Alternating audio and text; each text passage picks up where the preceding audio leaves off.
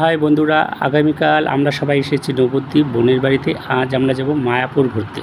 তো বোনের বাড়ি থেকে মায়াপুর অনেকটাই দূর, আগে নদী পের হতে হবে, তারপরে যাবো আমরা মায়াপুর। আমরা দুটো টোটো নিয়েছি। প্রথমে যাব নবদ্বীপ ঘাটে, আমাদের বাড়ির সবাই, বোনের বাড়ির সবাই হচ্ছে টোটোতে উঠে গেলাম। এবার যাব আমরা নবদ্বীপ ঘাট। আমরা এসে পড়লাম নবদ্বীপ ঘাটে, সবাই টোটো থেকে নেমে এখন যাব টিকিট কাটতে। যেহেতু আমরা নৌকাতে যাব না, আমরা সবাই যাব লঞ্চে। লঞ্চে টিকিট কেটে নিলাম, এখন রওনা হয়ে গেলাম লঞ্চে ওঠার জন্য। এই দেখো লঞ্চে দেখতে পাচ্ছ কত লোক আগে থেকে উঠে বসে আছে। আমরা সবাই লঞ্চে উঠে গেলাম।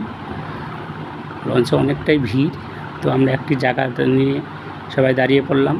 এবার পৌঁছে যাব মায়াপুর। দেখো লঞ্চের থেকে মায়াপুর যাওয়ার সময় যে নদীটি পড়ে দেখতে খুবই সুন্দর। এখানে দুটি নদী মিলিত হয়েছে, গঙ্গা যমুনা। দুটি নদীর জল আলাদা আলাদা। তো লঞ্চ থেকে পুরো দৃশ্যটি দেখা যায় আর দেখতে খুব সুন্দর।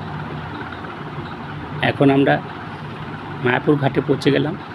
মায়াপুর ঘাটে পৌঁছে থেকে মায়াপুর যেতে কিছুটা সময় লাগবে, তাই জন্য আমরা এখন সবাই উঠবো বাসে করে যাব। দেখতে থাকো মায়াপুর।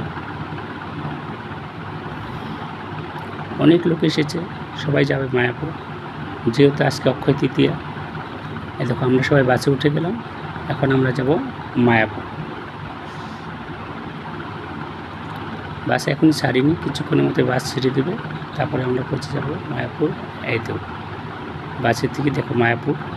আমরা এখন বাসের থেকে নেমে যাব। এই দেখো মায়াপুরের ভিতর ঢুকলাম।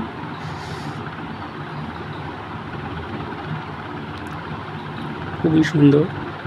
এই দেখো মায়াপুরের নতুন মন্দিরটা এখনও একটা কমপ্লিট হয়নি।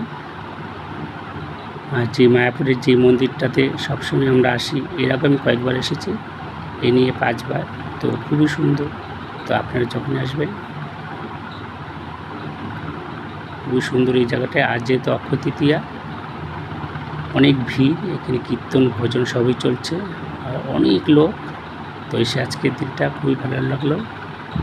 এতে কেমন লাগলো জানাবেন।